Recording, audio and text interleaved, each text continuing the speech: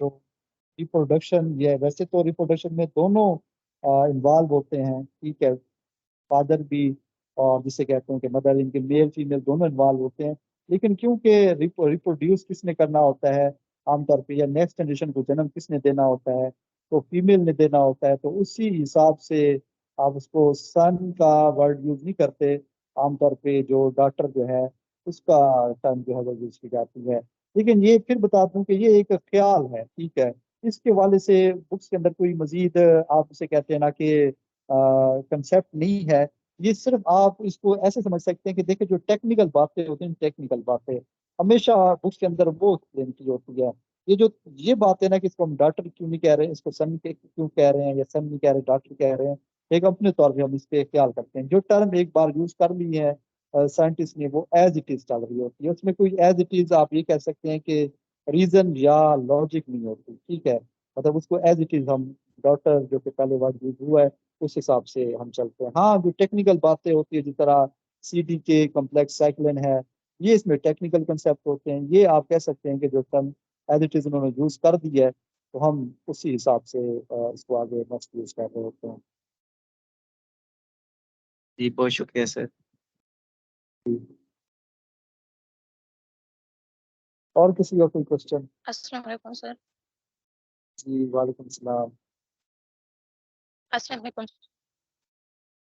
Sir, मेरी आवाज़ आ रही है? जी जी आ रही है।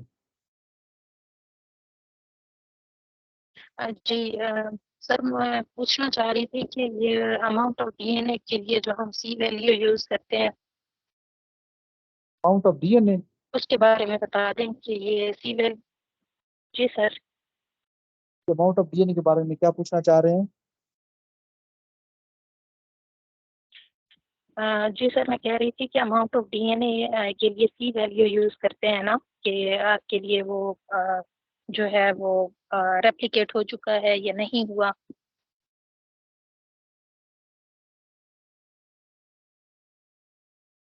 रेप्लिकेट हो चुका है या नहीं हो चुका?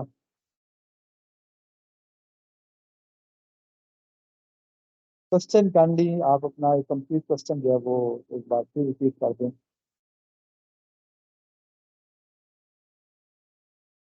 सर जी सर, मैं कहना ये चाह रही थी कि एस फेज होती है, एस फेज के दौरान ना डीएनए रेप्लिकेट कर रहा होता है ना, जी जी। तो उसमें हम कहते हैं कि हमारे पास जो अमाउंट ऑफ डीएनए है पहले जो है उसको हम शो कर रहे होते हैं सी वैल्यू से, तो उसके बारे में थोड़ा सा बता दें। अमाउंट ऑफ डीएनए को सी वैल्यू से शो कर रहे होते हैं, इसमें मैंने पढ़ा नहीं है, इसमें कोई बुक में कोई ऐसी बात अगर आपने कुछ पढ़ा है तो आप काइंडली शेयर कर दें कि आप किस हवाले से अमाउंट ऑफ डीएनए। हम जस्ट ये तो पढ़ा हुआ है, आपने भी, हमने भी लास्ट लेक्चर में पढ़ा है कि एस फेज के दौरान क्या करता है डीएनए, डुप्लीकेट करता है। अब आप इसमें ये आम करके, मुझे अभी भी याद है, एक दोस्त ने, मेरा दोस्त है, उनका नाम था आफ्ताब, वो अक्सर ये पूछते थे मुझसे कि एनाफेज के दौरान जो ओवरऑल सेल के पास आप कह सकते हैं कि डीएनए या क्रोमोसोम की तादाद कितनी होती है, तो वो आप ये कह सकते हैं एक 46 से डबल, यानी कि 92 आप कह सकते हैं, ठीक है, 92 होती है। तो एस फेज के दौरान भी 92 होती है, ठीक है। और आप ये कह सकते हैं कि जब तक टेलोफेज नहीं हो जाता उस वक्त तक जो अमाउंट है डीएनए की वो डबल होती है। लेकिन मेरा आपसे जिसे कहते हैं जो आप क्वेश्चन है, जो आप वो कहना चाहिए, मुझे इसकी अंडरस्टैंडिंग नहीं है। अगर आपने कोई कंसेप्ट पढ़ा होगा तो काइंडली शेयर करते हैं।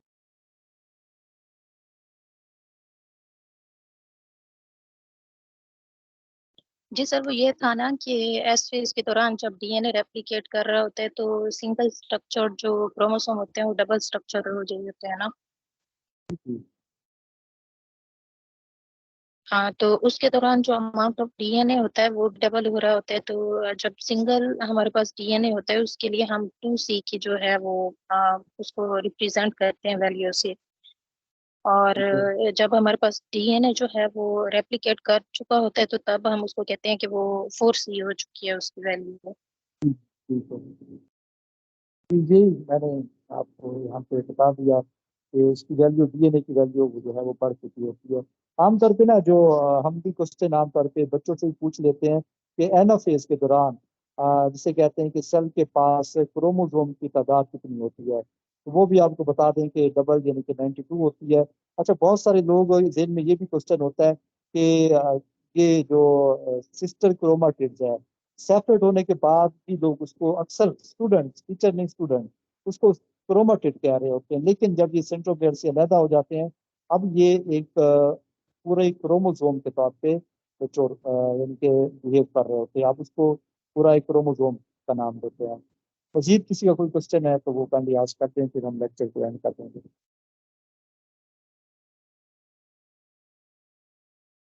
सर ये प्रो मेटाफेज और और सर एक और भी क्वेश्चन था कि जैसे प्रोफेज में प्रोफेज में क्या?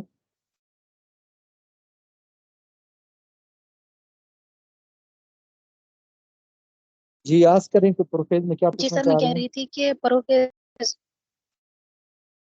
जी जी सर, प्रोफेज में ना सेल ऑर्गेनेलीज डिसअपियर हो जाती है ना, जी। और अगेन ये टीलोफेज में रीअपियर होती हैं, तो इनका रीजन भी बता दें, ये डिसअपियर कैसे होती हैं और देखिए इसमें रीअपियर। मैंने कहा फास्फोराइलेशन, जी जी, फास्फो पहले ही आपको बता दिया था कि फास्फोराइलेशन जिस तरीके से न्यूक्लियर डेवलप जो है उसकी फास्फोराइलेशन होगी तो वो क्या होती है, डिजॉल्व होना शुरू हो जाती है। ठीक है, इस तरीके से मजीद भी कोई ऐसी चीज है अगर वो डिसअपियर हो रही है तो उसकी रीजन यही होती है साइक्लिन डिपेंडेंट जो काइनेज साइक्लिन कॉम्प्लेक्स है, ये उनकी क्या करते हैं, फास्फोराइलेशन करते हैं और वो क्या होती है, मेम्ब्रेन डिसॉल्व होना शुरू हो जाती है। तो ये रीजन है, ये पहले साथ ही आपको बता दिया मैंने। जी जी सर, और क्वेश्चन? जज़ाक। हाँ, सर ये जो और किसी का कोई क्वेश्चन? टाइम पीरियड है ये ऑल स्पीशीज में सेम रहेगा या वेरी करते हैं सर? किस चीज का? सर ये जो फेजेस हैं G1 phase, overall, S1 phase, G overall आप G1 X, हाँ नहीं नहीं, ये टाइम जो है वो देखें चेंज होता है। ठीक है, मतलब आप ये देख लें कि इसमें एक G0 की बात करना चाहूंगा थोड़ा सा, तो आप ये देख लें कि कुछ सेल है वो क्या करते हैं, तकरीबन परमानेंट तौर पे G0 में रहते हैं। जिस तरह हमारे आप कह सकते हैं कि न्यूरॉन सेल्स हैं, वो कभी भी डिवाइड नहीं करते। मतलब आप जब बच्चे की उम्र है 2 साल है, उसके बाद सारी जिंदगी जो है हम कहते हैं कि ये न्यूरॉन सेल डिवाइड नहीं करते, एलोंगेट तो करते हैं, डिवाइड नहीं करते। मतलब ये किस में चले जाते हैं, G0 में चले जाते हैं। इसी तरीके से कुछ ऐसे लिवर सेल्स हैं वो G0 में चले जाते हैं। हाँ, आपने लिवर को कट किया, कट करने पर दोबारा ये क्या करता है, डिवाइड करता है, मतलब G0 से निकल जाता है। कुछ सेल्स होते हैं वो हम कहते हैं कि कम टाइम के लिए जाते हैं G0 में, जिस तरह ये आप कहते हैं ज्यादातर डिवाइड करते जाते हैं। जैसे स्किन के सेल्स हैं, ये आमतौर पे क्या कर रहे होते हैं, डिवाइड कर रहे होते हैं। तो हर एक का आप कह सकते हैं टाइम डिफरेंट होता है। हाँ, एक और क्वेश्चन, मैं जब मायोसिस की तरफ जाऊंगा तो वहां पर एक क्वेश्चन आमतौर पे पूछा जाता है, बहुत सारे लोग क्वेश्चन करते भी हैं, ठीक है, और बहुत सारे टीचर जो है वो गलत आंसर कर रहे होते हैं। हर जगह पूरे पंजाब में देखा है, लोग अक्सर क्वेश्चन करते हैं कि G2 फेज मायोसिस में एब्सेंट क्यों होता है। तो मैं जो आपको नोट सेंड कर रहा हूँ तो आपने क्या करना है, उनको पढ़ना है, और उसके बाद मैं फिर बता रहा हूँ बैकर में इसका आंसर नहीं है, लेकिन जो आपको टेक्स्ट सेंड किया हुआ आपने उसके बाद पढ़ना है और आपने उसका आंसर लाजमी करना है। मजीद किसी का कोई क्वेश्चन? सर आपने कहा कि ये जो न्यूरॉन्स वाले हैं ये एलोंगेट करते हैं लेकिन डिवाइड नहीं करते, सर फिर इनकी एलोंगेशन कैसे होगी जब इनका? डिवाइड करने से मुराद ये होता है कि एक न्यूरॉन सेल दो में तकसीम हो गया। ठीक है, ऐसा नहीं होता। एलोंगेट से मुराद ये है कि जाहिर बात है कि जब बच्चा छोटा था अब वो बड़ा हो रहा है तो उसका जो स्कल का साइज है आप देख रहे हैं उतना तो नहीं रहता, वो उसका साइज ग्रो कर रहा होता है। ठीक है, मतलब तो उस हिसाब से न्यूरॉन सेल जो है वो शुरू में तो यानी कि ग्रो करते हैं 2 साल तक, उसके बाद बाकी सारी जिंदगी जो है ना, अब ये होता है कि मिसाल के तौर पे किसी का भी जो न्यूरॉन है उसकी जो सेल बॉडी अगर इंटैक्ट है, वो डैमेज नहीं हुई, एक्सॉन डैमेज हुआ है तो एक्सॉन क्या होगा, रीजनरेट कर जाएगा। लेकिन ये सेल बॉडी डैमेज हो गई है तो फिर हम कहते हैं कि न्यूरॉन क्या हो जाता है, डिस्ट्रॉय हो जाता है। तो ये है, एलोंगेशन हो जाती है लेकिन डिवाइड नहीं करता। सर ये G0 में ना 3 कैटेगरीज हैं सेल की। एक होते हैं जो परमानेंटली इस फेज में चले जाते हैं, जैसे हमारे आईज और नर्व हाँ जी, सेल्स वो हैं। मैंने बता दिया, न्यूरॉन सेल है, कुछ है टेम्परेरी तौर पे जाते हैं और कुछ न्यूरॉन जो है सेल्स वो हैं और जाते आईज सेल्स हैं ना सर, हैं। ये जी परमानेंटली इस फेज में चले जाते हैं। कुछ जी सेल्स हैं हमारे जो टेम्परेरी जाते हैं, जैसे लिवर और किडनी के सेल्स हैं, जी जी।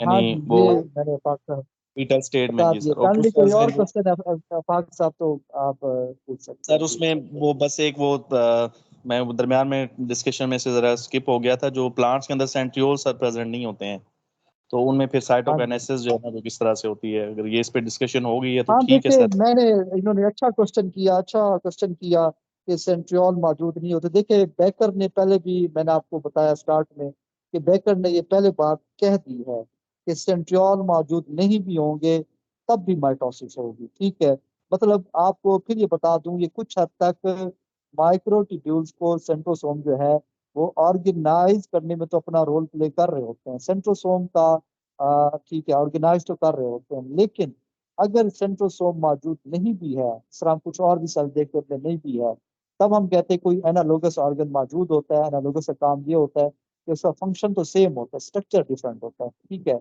लेकिन फिर भी बता दूं कि माइटोसिस हो जाया करती है अगर ये मौजूद नहीं भी हो। मिसाल के तौर पे हम न्यूक्लियर माइटोसिस वगैरह में भी देखते हैं, तो वहां पर वो जो माइक्रोट्यूब्यूल्स हैं वो कहाँ पर अटैच होते हैं, वो आमतौर पे न्यूक्लियस की मेम्ब्रेन के साथ आमतौर पे अटैच होते हैं। तो ये देखिए मेन काम स्पिंडल फाइबर की फॉर्मेशन है। स्पिंडल फाइबर की फॉर्मेशन कैसे होती है वो आपको समझा दिया है कि जो साइटोस्केलेटन से ट्यूबुलिन सब टूटते हैं और यहाँ पर क्या हो रहे होते हैं, ऐड हो रहे होते हैं। ठीक है, ये काम होता है। तो ये ओवरऑल इसका कंसेप्ट है जी। मजीद कोई क्वेश्चन? बाकी सर वो जो फ्रेगमोप्लास्ट की फॉर्मेशन होती है प्लांट्स के अंदर जो है ना, तो वो उसमें कुछ ना हाँ कुछ गैप जो है ना वो रह जाते हैं, वो जो प्लाज्मोडेस्माटा की सेंस में जो है ना वो हम। हाँ देखिए, एक और चीज मैं खास तौर पे एनिमल जो है, मैं आज आपके क्वेश्चन की तरफ आता हूँ। देखिए एनिमल्स के अंदर हम कहते हैं एक क्लीवेज की फॉर्मेशन होती है। ये क्लीवेज की फॉर्मेशन कैसे होती है, तो यहाँ पर भी मैं फिर बताना चाहूंगा कि जो माइक्रोफिलामेंट है, माइक्रोफिलामेंट क्या करते हैं, वो अपना रोल प्ले करते हैं। माइक्रोफिलामेंट कैसे अरेंज होते हैं, वो प्लाज्मा मेम्ब्रेन के आप कह सकते हैं कि साथ अटैच होते हैं। ये ऐसे ही है कि किसी शख्स ने क्या किया है कि एक बेल्ट जो है ना, वो जिस तरह हम यूज करते हैं, आमतौर पर पेंट शर्ट डालते हैं वहाँ बेल्ट यूज करते हैं, तो वो बेल्ट जो है वो आप उसको समझ ले कि ये क्या है, माइक्रोफिलामेंट है। जैसे जैसे बेल्ट को क्या करते हैं, कसते जाते हैं, तो उस हिसाब से आप ये कह सकते हैं कि जो एनिमल का सेल्स है वो कंस्ट्रिक्ट होता जाता है। ठीक है, और हम कहते हैं माइक्रोफिलामेंट क्या कर रहे होते हैं, इलोंगेट कर रहे होते हैं इस दौरान। ठीक है, अब हम कहते हैं वो इस हद तक इलोंगेट करते हैं कि ये तमाम के तमाम, ये कि दोनों मेम्ब्रेन जो है वो आपस में क्या कर जाती है, फ्यूज कर जाती है। अब हम प्लांट सेल की तरफ बात करते हैं। प्लांट सेल में क्या होता है, आप लोगों ने पढ़ा हुआ है, एफएससी लेवल का जो कंसेप्ट है कि गोल्जी ऑपरेटस है, वो गोल्जी वेसिकल्स क्या करती हैं, वो अरेंज होती जाती हैं और वो फ्यूज करती है, उन्हीं के अंदर प्लाज्मा मेम्ब्रेन का, उन्हीं के अंदर जो सेल वाल का जो मटेरियल होता है वो मौजूद होता है। अब आते हैं अफाक साहब के क्वेश्चन की तरफ। जी, आपका क्वेश्चन क्या क्या है जहाँ पर? सर वो ये होता है ना, फ्रेगमोप्लास्ट बनती है तो उसमें ना कुछ गैप रह जाते हैं, यानी कंप्लीट पार्टीशन नहीं होती ठीक दो सेल्स के दरमियान। तो वो फिर हम ठीक उसके लिए है। टर्म जो है ना वो प्लाज्मोडेस्माटा की यूज करते हैं कि प्लांट सेल्स के अंदर जो मूवमेंट होती है एक सेल से दूसरी सेल के अंदर, वो थ्रू प्लाज्मोडेस्माटा जो है ये हो रही होती है। तो वो उस गैप के हाँ हवाले जी से सर। बिल्कुल, ये हाँ जी, प्लाज्मोडेस्माटा। ठीक है, जी तो सर। प्लाज्मोडेस्माटा भी बिल्कुल जबरदस्त आपने ये टर्म यहाँ पे यूज की। ठीक हो गया। मजीद कोई किसी का क्वेश्चन यहाँ पर? तो ये फ्रेगमोसोम और फ्रेगमोप्लास्ट का जो थोड़ा सा फर्क तो वाजे कर दें सर। फ्रेगमोप्लास्ट और फ्रेगमोसोम। फ्रेगमोसोम, फ्रेगमोसोम से मुराद तो हमेशा आप कह सकते हैं कि स्फेरिकल बॉडी होती है। ठीक है, और प्लास्ट से का वर्ड जो है आमतौर पे किसके लिए यूज होता है, साइड जिस तरह प्लास्टिड है या प्लास्ट का वर्ड आमतौर पे सेल के लिए यूज होता है, मतलब जहाँ पे सेल वाल का मटेरियल जो है वो सिंथेसाइज हो। जहाँ पे सोम जो है ना, वो आपको इतना बता देते हैं कि वो कुछ स्फेरिकल बॉडीज जो है उसके लिए ये टर्म यूज होती है, फ्रेगमोसोम वगैरह।